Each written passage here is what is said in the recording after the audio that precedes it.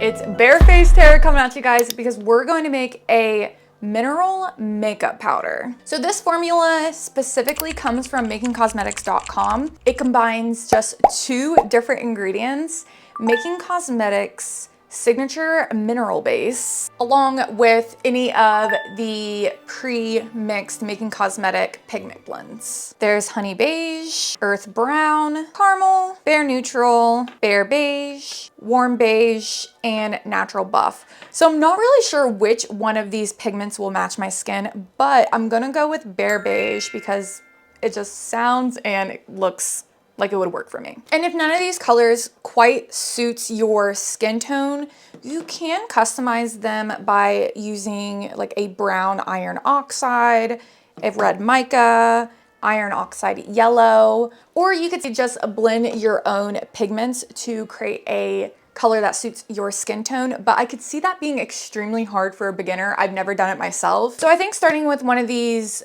pre-mixed pigment blends will make it a lot easier. So this product is really easy to put together. All you need to do is weigh out your pigment blend. So I'm only gonna be making a 5-gram batch, and remember, this is a powder. Powders barely weigh anything, so you don't wanna be making a 100-gram batch of this product. You want to make, I would say, a 5-gram batch if it's your first attempt at making it. So I weighed out 1 gram of the pigment blend, and then on a separate watch glass, I weighed out 4 grams of the signature mineral base. So I'm just going by MakingCosmetics directions, and they recommend using a mortar and pestle to combine everything. First, add in your pigment blend, and you want to grind that with the mortar and pestle to break up the pigment as much as possible. Then begin by adding in just 1 scoop of the signature mineral base and blending and grinding that with the mortar and pestle until that is combined. Add in another scoop of the signature mineral base and repeat that process until you get your desired pigment. It's okay if you don't use all of the signature mineral base. The thing is, with this specific product, it's very forgiving. It doesn't need to actually add up to 100%. Of course, if you are selling, you are going to want to make sure the formula is the same every single time. And if that's the case, you want to invest in a scale that weighs to probably down 0.001 at least. And those are really expensive scales. If you're just making your own product at home, this specific product doesn't have to specifically be 100%. So once you have a shade that you're pretty sure works, go ahead and take a plain white piece of paper and swatch the pigment on the white paper to make sure the pigment is evenly dispersed and it's not like dark in one spot, light in another spot. That's how you know all of your pigment has been crushed up and blended together. Now, of course, you want to do a swatch test to make sure it does actually match your skin. If it does, there you go, you're done. But if it doesn't, obviously you want to go back and tweak it. Before we officially declare this a success, we need to try it on our face because the arm's a completely different color. I have most redness here on my cheeks, so I figured that'd be a good place to test it. Wait, I think that actually helped. And it matches, that's what we're supposed to be paying attention to, but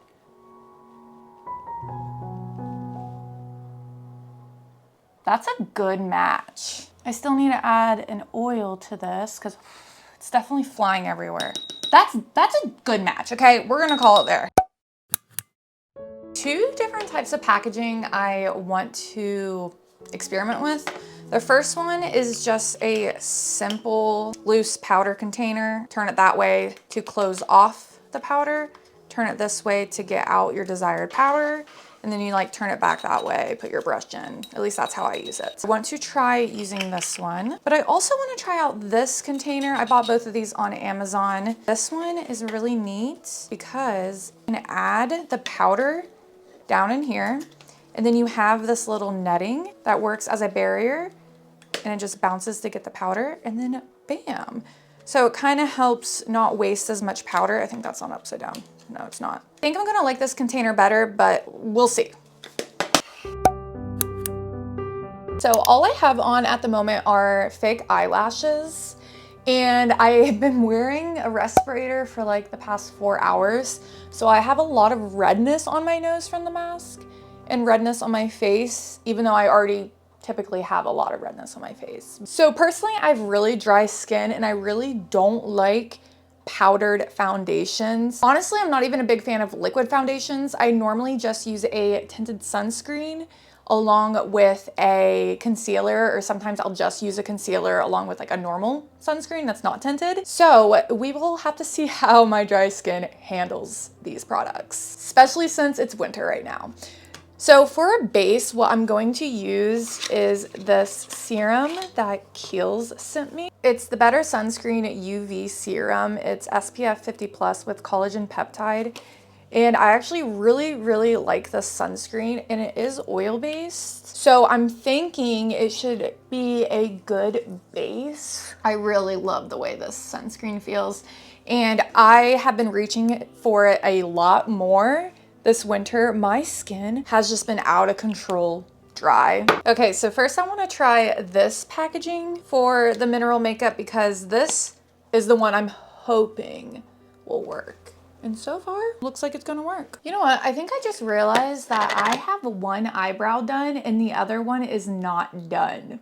I've just recorded the past 4 videos like this. Oh my God. Okay, I just recorded the demo on this side for a reel. So let's go ahead and try it on this side. Honestly, look at that.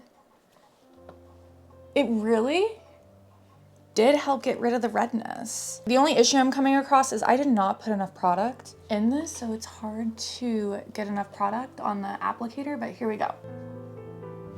There you go. Now you can really see the powder there.